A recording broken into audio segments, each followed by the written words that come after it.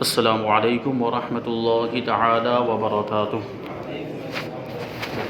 نحمده ونصلي ونسلم على رسوله الكريم اما بعد فاعوذ باللہ من الشیطان الرجیم بسم اللہ الرحمن الرحیم ان اللہ وملائکته یصلون علی النبی یا ایہا الذین آمنوا صلوا علیہ وسلموا تسلیما اللہم صل علی سیدنا ومولانا محمد معدن الجود والکرم وآلہ الکرام وابنہ الکریم وبارک وسلم صلاۃ وسلام علیک یا رسول اللہ صلی اللہ تعالی علیہ وسلم۔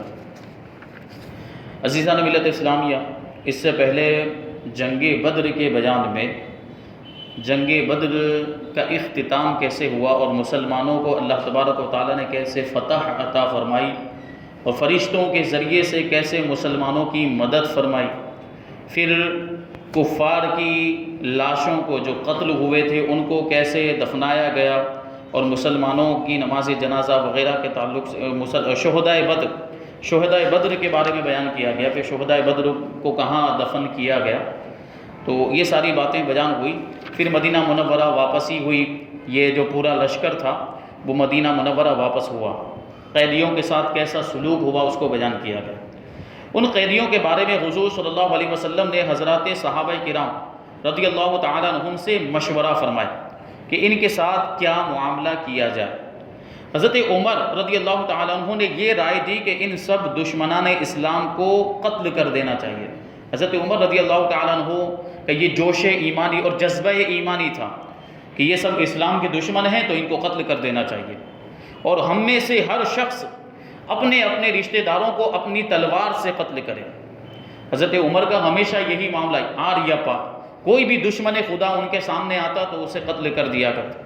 مگر حضرت ابوبکر صدیق رضی اللہ تعالیٰ عنہ نے یہ مشورہ دیا کہ آخر یہ سب لوگ اپنے عزیز و اقارب اور رشتہ دار ہی ہیں، لہٰذا انہیں قتل نہ کیا جائے بلکہ ان لوگوں سے بطور فدیہ کچھ رقم لے کر ان سب کو رہا کر دیا جائے، چھوڑ دیا جائے۔ اس وقت مسلمانوں کی مالی حالت بھی بہت کمزور ہے، فدیے کی رقم سے مسلمانوں کی مالی امداد کا سامان بھی ہو جائے گا، اور شاید آئندہ اللہ تعالیٰ ان لوگوں کو اسلام کی توفیق بھی نصیب فرما دے۔ یہ جو قید ہوئے ہیں ممکن ہے کہ ان کے ساتھ اچھا سلوک کرنے کی وجہ سے وہ اسلام کی طرف راغب ہو جائے، ان کے دل میں اسلام کی محبت پیدا ہو جائے اور اپنے مذہب کو چھوڑ کر اسلام قبول کر لیں۔ حضور رحمت عالم صلی اللہ علیہ وسلم نے حضرت ابوبکر صدیق رضی اللہ تعالیٰ عنہ کی سنجیدہ رائے کو پسند فرمایا اور ان قیدیوں سے 4,000 درہم فدیہ لے کر ان لوگوں کو چھوڑ دیا۔ جو لوگ مفلسی کی وجہ سے، غریبی کی وجہ سے فدیہ نہیں دے سکتے تھے وہ یوں ہی بلا فدیہ بغیر کچھ لیے ہوئے چھوڑ دیے گئے، اور ان قیدیوں میں جو لوگ لکھنا جانتے تھے ان میں سے ہر ایک کا فدیہ یہ مقرر ہوا کہ وہ انصار کے 10 لڑکوں کو لکھنا سکھا دے۔ اب یہ دیکھیں اسلام نے کس طریقے سے سیکھنے سکھانے کی اور تعلیم و تعلم کو ترجیح دی ہے۔ شروع ہی سے اسلام کے اندر اس کو بہت ہی اولیت دی گئی ہے کہ سیکھا جائے، جو بھی چیز ہو، لکھنا سیکھنے کی بھی تعلیم دی ہے، پڑھنا اور پڑھانے کی بھی تعلیم دی ہے۔ تو آج ہم جو ہمارے مسلمان بھائی ہیں وہ اسلامی تعلیم سے دور ہوتے ہوئے نظر آ رہے ہیں، جبکہ اسلام تعلیم کو اور زیادہ فروغ دیتا ہے۔ اسلام تعلیم کو آگے بڑھانے کے تعلق سے جو ہے کہ ہمیں سکھاتا ہے۔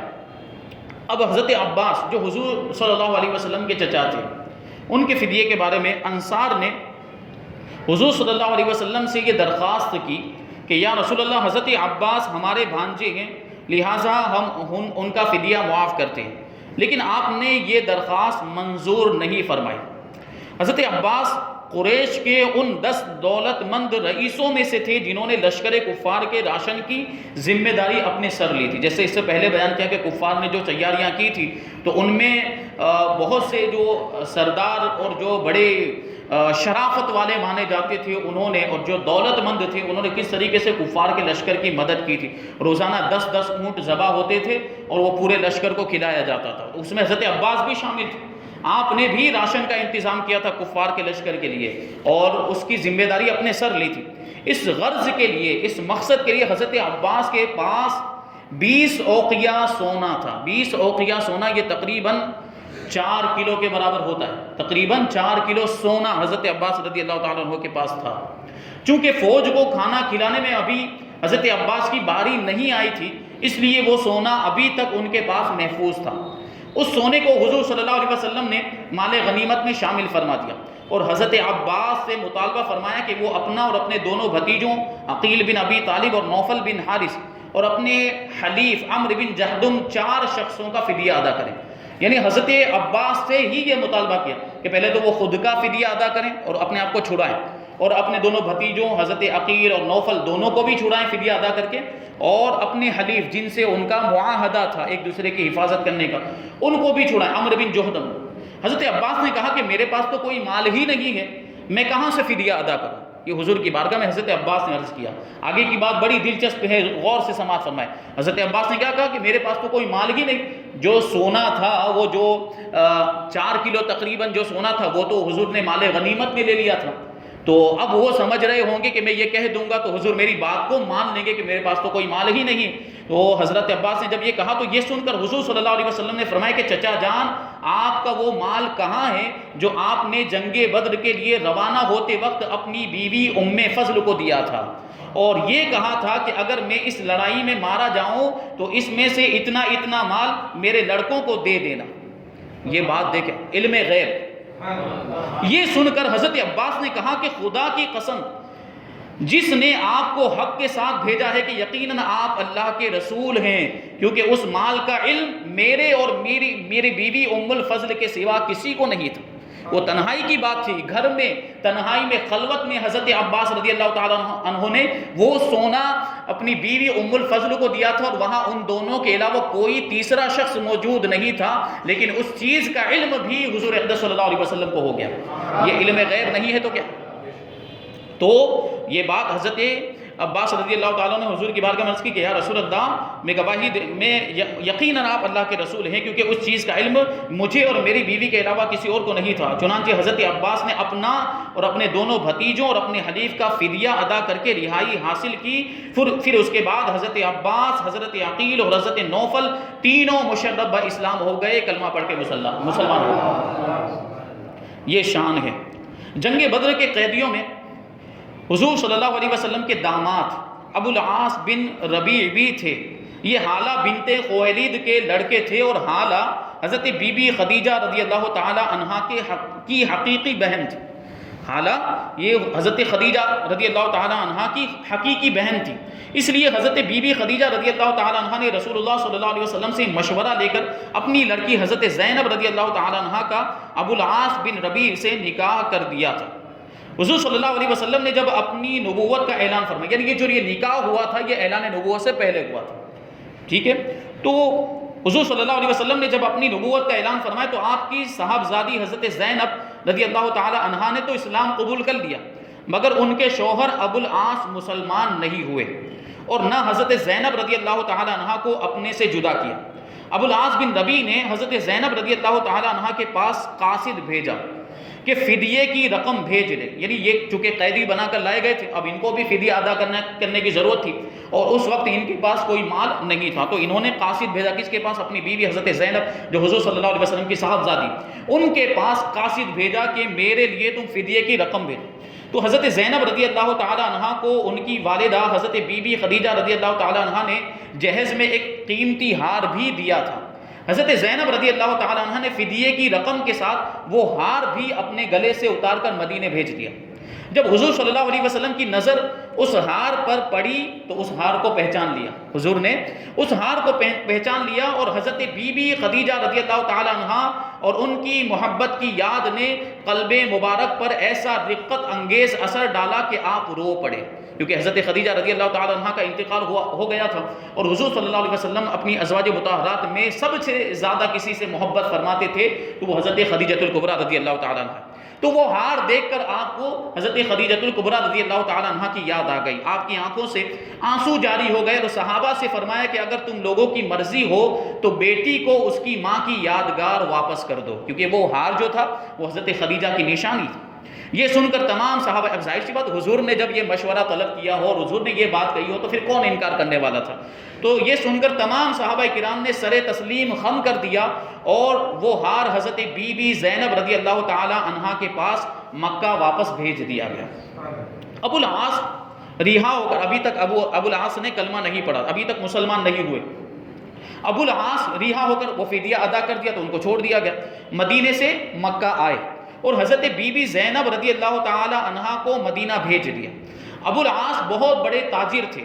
یہ مکے سے اپنا سامان تجارت لے کر ملک شام گئے اور وہاں سے خوب نفع کما کر خوب فائدہ حاصل کرنے کے بعد مکہ مکرمہ واپس آ رہے تھے کہ مسلمان مجاہدین نے ان کے قافلے پر حملہ کر کے ان کا سارا مال و اسباب لوٹ لیا اور یہ مال غنیمت تمام سپاہیوں پر تقسیم بھی کر دیا گیا.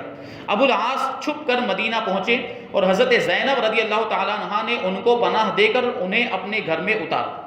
حضور صلی اللہ علیہ وسلم نے صحابہ کرام سے فرمایا کہ اگر تم لوگوں کی خوشی ہو تو ابو العاص کا مال اور سامان واپس کر دو. یہ دیکھیں، اب حضور صلی اللہ علیہ وسلم تو عالم الغیب ہے، وہ جانتے تھے کہ ابو العاص اسلام قبول کرنے والے ہیں، ان کی قسمت میں ہدایت لکھی ہوئی ہے، لیکن ان کی دلجوئی کے لیے حضور صلی اللہ علیہ وسلم نے ان کے ساتھ ایسا اچھا سلوک کیا تھا تاکہ ان کا دل اسلام کی طرف راغب ہو جائے. تو اب حضور صلی اللہ علیہ وسلم نے پھر صحابہ کرام سے مشورہ فرمایا کہ اگر تم لوگوں کی مرضی ہو، تم لوگوں کی خوشی ہو تو ابو العاص کا جو مال و اسباب، جو قافلہ جو آیا تھا اس میں جو مال و اسباب لوٹا گیا تھا وہ ان کو واپس کر دیا جائے. تو فرمان رسالت کا اشارہ پاتے ہی تمام مجاہدین نے سارا مال و سامان ابو العاص کے سامنے رکھ دیا اور ان کو واپس کر دیا.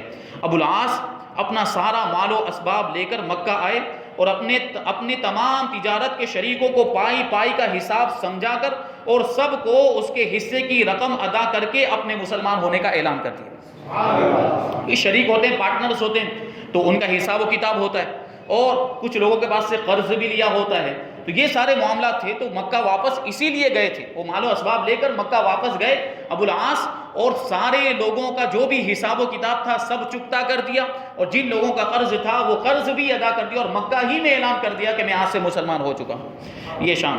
اور اہل مکہ سے کہہ دیا کہ میں یہاں آ کر اور سب کا پورا حساب ادا کر کے مدینہ جاتا ہوں تاکہ کوئی یہ نہ کہہ سکے کہ ابو العاص ہمارا روپیہ لے کر تقاضے کے ڈر سے مسلمان ہو کر مدینے بھاگ گیا. یہ بھی کوئی نہ کہہ سکے کہ وہ بہت سارا قرضہ ہو گیا تھا اور حساب و کتاب باقی تھا اس لیے وہ ہم سے بھاگنے کے لیے مدینہ چلا گیا ہے تاکہ ہم اس سے مطالبہ نہ کر سکیں، تاکہ ہم اس سے تقاضا نہ کر سکیں. اس لیے پہلے انہوں نے سارا حساب و کتاب چکتا کیا، سارے قرض ادا کیے، پھر وہ وہاں سے مدینہ منورہ گئے. اس کے بعد حضرت ابو العاص رضی اللہ تعالی عنہ مدینہ آ کر حضرت بی بی زینب رضی اللہ تعالی عنہا کے ساتھ رہنے لگے. بدر میں کفار قریش کی شکست فحش کی خبر جب مکہ میں پہنچی، کیونکہ بڑی ذلت و رسوائی کے ساتھ یہ لوگ ہارے تھے اور شکست کا سامنا کرنا پڑا تھا، جب یہ خبر مکہ پہنچی تو ایسا کوہرام مچ گیا کہ گھر گھر ماتم کدا بن گیا، مگر اس خیال سے کہ مسلمان ہم پر ہنسیں گے. ابو سفیان نے تمام شہر میں اعلان کرا دیا کہ خبردار کوئی شخص رونے نہ پائے، کسی کے رونے کی آواز نہیں آنی چاہیے. اس لڑائی میں اسود بن عبد یغوث کے 2 لڑکے عقیر اور زمعہ اور ایک پوتا حارث بن زمعہ قتل ہوئے تھے. اس صدمہ جاں کاں سے اسود کا دل پھٹ گیا تھا. وہ چاہتا تھا کہ ہم اپنے ان مقتولوں پر خوب پھوٹ پھوٹ کر روئے تاکہ اس کے دل کی بھڑاس نکل جائے، لیکن قومی غیرت کے خیال سے وہ رو نہیں سکتا تھا، مگر دل ہی دل میں گھٹتا جاتا اور کڑتا رہتا تھا اور آنسو بہاتے بہاتے اندھا ہو گیا، اس کے آنکھوں کی روشنی ختم ہو گئی. ایک دن شہر میں کسی عورت کے رونے کی آواز آئی تو اس نے اپنے غلام کو بھیجا کہ دیکھو کون رو رہا ہے، کیا بدر کے مقتولوں پر رونے کی اجازت ہو گئی ہے؟ کیونکہ ابو سفیان نے منع کر دیا تھا رونے کے لیے. تو اب اس نے غلام کو بھیجا کہ جا کر پوچھو کہ کیا اجازت مل گئی رونے کی. میرے سینے میں رنج و غم کی آگ سلگ رہی ہے، میں بھی رونے کے لیے بے قرار ہوں. غلام نے بتایا کہ ایک عورت کا اونٹ گم ہو گیا ہے، وہ اسی غم میں رو رہی ہے، اونٹ کھو جانے کی وجہ سے رو رہی ہے. تو اسود شاعر تھا، یہ سن کر بے اختیار اس کی زبان سے یہ دردناک اشعار نکل پڑے جس کے لفظ سے خون ٹپک رہا ہے. وہ اشعار یہ تھے کہ اتب کی ان یضل لها بعیر ویمنعها من النوم السہود، کہ کیا وہ عورت ایک اونٹ کے گم ہو جانے پر رو رہی ہے اور بے خوابی نے اس کی نیند اڑا دی ہے. یعنی رات کو اس کو نیند نہیں آتی ہے. ولا تبکی علی بکر ولکن علی بدر تقاصرت الجدود, وہ ایک اونٹ پر نہ روئے لیکن بدر پر روئے جہاں قسمتوں نے کوتاہی کی ہے. وبکی ان بکیت علی عقیل وبکی حارثا اسد الاسود, اگر تجھ کو رونا ہی ہے تو عقیل پر رویا کر اور حارث پر رویا کر کہ جو شیروں کا شیر تھا, وہ اس کے بھتیجے وہ جو تھے اس کے بھائی وغیرہ دو لڑکے اور اس کا جو پوتا تھا اس کا نام لے لے کر اس نے یہ اشعار کہے تھے. وَبَكِّيهِمْ وَلَا تُسْمِ جَمِيعًا وَمَا لِأَبِي حَكِيمَةَ مِن نَدِيدٍ, اور ان سب پر رویا کر مگر ان سبوں کا نام مت لے, اور ابو حکیمہ زمعہ کا تو کوئی ہمسر اور کوئی ہم پلہ ہو ہی نہیں سکتا. یہ اشعار اس نے کہے تھے. ایک دن عمیر اور صفوان دونوں حتیم کعبہ میں بیٹھے ہوئے مقتولین بدر پر آنسو بہا رہے تھے. یہ بھی دیکھیں بڑا دلچسپ واقعہ. یہ دونوں عمیر اور صفوان دونوں حتیم کعبہ, خانہ کعبہ کے ایک جانب جو گول دیوار بنی ہوئی, وہاں پر بیٹھ کر یہ دونوں رو رہے تھے. بدر میں جو ان کے ساتھی قتل ہو گئے, ان کے رشتہ دار جو مارے گئے تھے جو کفار, ان پر یہ لوگ آنسو بہا رہے تھے. تو ایک دن صفوان بول اٹھا, ایک دم صفوان بول اٹھا کہ اے عمیر میرا باپ اور دوسرے روسائے مکہ جس طرح بدر میں قتل ہوئے ان کو یاد کر کے سینے میں دل پاش پاش ہو رہا ہے اور اب زندگی میں کوئی مزہ باقی نہیں رہ گیا. عمیر نے کہا کہ اے صفوان تم سچ کہتے ہو, میرے سینے میں بھی انتقام کی اور بدلہ لینے کی آگ بھڑک رہی ہے. میرے اعزاء اقربا رشتہ دار بھی بدر میں بے دردی کے ساتھ قتل کیے گئے اور میرا بیٹا مسلمانوں کی قید میں ہے. خدا کی قسم اگر میں قرض دار نہ ہوتا اور بال بچوں کی فکر سے دوچار نہ ہوتا تو ابھی ابھی تیز رفتار گھوڑے پر سوار ہو کر مدینے جاتا اور دم زدن میں دھوکے سے معاذ اللہ محمد صلی اللہ علیہ وسلم کو قتل کر کے فرار ہو جاتا. یہ سن کر صفوان نے کہا کہ اے عمیر تم اپنے قرض اور بچوں کی ذرا بھی فکر مت کرو. میں خدا کے گھر میں عہد کرتا ہوں, وعدہ کرتا ہوں کہ تمہارا سارا قرض میں ادا کروں گا اور میں تمہارے بچوں کی پرورش کا بھی ذمہ دار ہوں. اس معاہدے کے بعد عمیر سیدھا گھر آیا اور زہر میں بجھائی ہوئی تلوار لے کر گھوڑے پہ سوار ہو گیا. جب مدینے میں مسجد نبوی کے قریب پہنچا تو حضرت عمر رضی اللہ تعالیٰ عنہ نے اس کو پکڑ لیا اور اس کا گلا دبائے اور گردن پکڑے ہوئے دربار نبوت میں لے کر آئے. حضور صلی اللہ علیہ وسلم نے پوچھا کہ کیوں اے عمیر, کس ارادے سے آئے ہو؟ جواب دیا کہ اپنے بیٹے کو چھڑانے کے لیے آیا ہوں. آپ نے فرمایا کہ کیا تم نے اور صفوان نے حتیم کعبہ میں بیٹھ کر میرے قتل کی سازش نہیں کی ہے؟ وہ دونوں اکیلے تھے وہاں پلاننگ کرنے والے, جو منصوبہ انہوں نے بنایا تھا. حتیم کعبہ وہ مکہ مکرمہ کے اندر موجود اور حضور صلی اللہ علیہ وسلم کہاں موجود؟ مدینہ منورہ کے اندر موجود, کہ 400 کلومیٹر سے بھی زیادہ کا فاصلہ ہے. حضور اقدس صلی اللہ علیہ وسلم نے مدینے میں رہتے ہوئے ان کے منصوبے کو وہاں سے ملاحظہ فرما لیا اور ارشاد فرمایا کہ کیا تو نے اور صفوان نے وہاں بیٹھ کر میرے قتل کی سازش نہیں کی؟ عمیر اس راز کی بات کو سن کر سناٹے میں آ گیا اور کہا کہ میں گواہی دیتا ہوں کہ بے شک آپ اللہ کے رسول ہیں, کیونکہ خدا کی قسم میرے اور صفوان کے اس راز کی کسی کو بھی خبر نہ تھی. ادھر مکہ میں صفوان حضور صلی اللہ علیہ وسلم کے قتل کی خبر سننے کے لیے انتہائی بے قرار تھا اور دن گن گن کر عمیر کے آنے کا انتظار کر رہا تھا. مگر جب اس نے ناگہاں اچانک یہ سنا کہ عمیر مسلمان ہو گئے تو فرط حیرت سے اس کے پاؤں کے نیچے سے زمین نکل گئی اور وہ بوکھلا گیا. حضرت عمیر مسلمان ہو کر مکہ آئے اور کیسی شان حضرت عمیر کی, اور جس طرح وہ پہلے مسلمانوں کے خون کے پیاسے تھے اب وہ کافروں کی جان کے دشمن ہو گئے اور انتہائی بے خوفی اور بہادری کے ساتھ مکہ میں اسلام کی تبلیغ کرنے لگے. کسی سے ڈرتے ہی نہیں تھے, بلا جھجک لوگوں کے اندر میلوں میں اور مجمعوں میں چلے جاتے اور اسلام کی تبلیغ کرتے, لوگوں کو اسلام کی دعوت دیتے تھے. یہاں تک کہ ان کی دعوت اسلام سے بڑے بڑے کافروں کے اندھیرے دلوں میں نور ایمان کی روشنی سے اجالا ہو گیا. اور یہی عمیر اب صحابی رسول حضرت عمیر رضی اللہ تعالیٰ عنہ کہلانے لگے.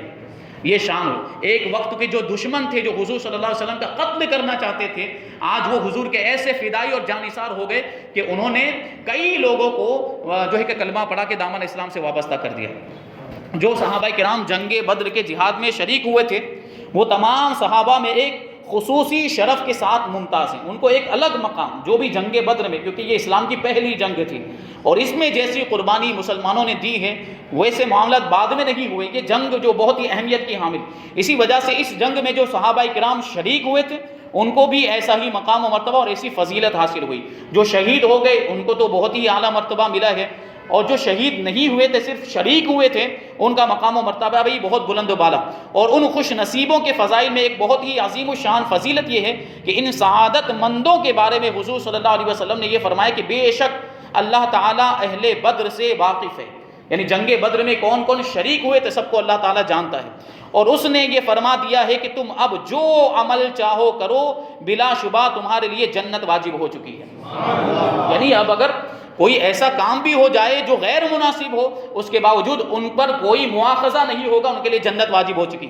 لیکن یہ اصحاب بدر تھے جو جنگ بدر میں اسلام کے لیے اپنی جانیں قربان کرنے کے لیے تیار ہو گئے تھے، تو اب ان کی جانب سے کوئی گناہ کا تصور ہو ہی نہیں سکتا تھا۔ اس کے باوجود یہ فرمایا گیا کہ اب وہ جو چاہیں کریں، جو کرنا ہو، جو عمل چاہے کریں، ان کے لیے جنت واجب ہو چکی ہے، یا یہ فرمایا کہ میں نے تمہارے گناہوں کو بخش دیا ہے۔ یہ شان ہے اصحاب بدر کی۔ اس کے بعد ابو لہب کی عبرت ناک موت کا بیان ہے کہ ابو لہب جنگ بدر میں یہ شریک نہیں ہو سکا تھا۔ ابو لہب حضور کا چچا، جب کفار قریش شکست کھا کر مکہ واپس آئے تو لوگوں کی زبانی جنگ بدر کے حالات سن کر ابو لہب کو انتہائی رنج و ملال ہوا۔ اس کے بعد ہی وہ بڑی چیچک کی بیماری میں مبتلا ہوگا۔ چیچک کی بیماری، یہ جسم کے اندر پھوڑے ہو جاتے ہیں، پورے جسم کے اندر۔ یہ چیچک کی بیماری ابو لہب کو ہو گئی، جس سے اس کا تمام بدن سڑ گیا اور 8ویں دن وہ مر گیا۔ عرب کے لوگ چیچک سے بہت ڈرتے تھے اور اس بیماری میں مرنے والے کو بہت ہی منحوس سمجھتے تھے، اس لیے اس کے بیٹوں نے بھی 3 دن تک اس کی لاش کو ہاتھ بھی نہیں لگایا۔ ایسی ذلت و رسوائی کے ساتھ مرا ہے ابو لہب دشمن اسلام، کہ اس کی لاش کو بھی 3 دن تک اس کے بیٹوں نے ہاتھ نہیں لگایا، مگر اس خیال سے کہ لوگ تانا ماریں گے۔ ایک گڑھا کھود کر لکڑیوں سے ڈھکیلتے ہوئے لے گئے اور اس گڑھے میں لاش کو گرا کر اوپر سے مٹی ڈال دی۔ اور بعض مورخین نے تحریر فرمایا کہ دور سے لوگوں نے اس گڑھے میں اتنے پتھر پھینکے کہ ان پتھروں سے اس کی لاش چھپ گئی۔ یہ اس ذلت و رسوائی کے ساتھ یہ مرا ہے، دنیا سے گیا۔ اللہ تبارک و تعالی ہمیں اسلام کے لیے قربانیاں دینے کی توفیق عطا فرمائے، اسلام کے لیے اپنا سب کچھ قربان کرنے کی توفیق عطا فرمائے، دین اسلام پر عمل کرنے، شریعت مصطفیٰ پر عمل کرنے کی توفیق عطا فرمائے۔ وما علینا الا البلاغ۔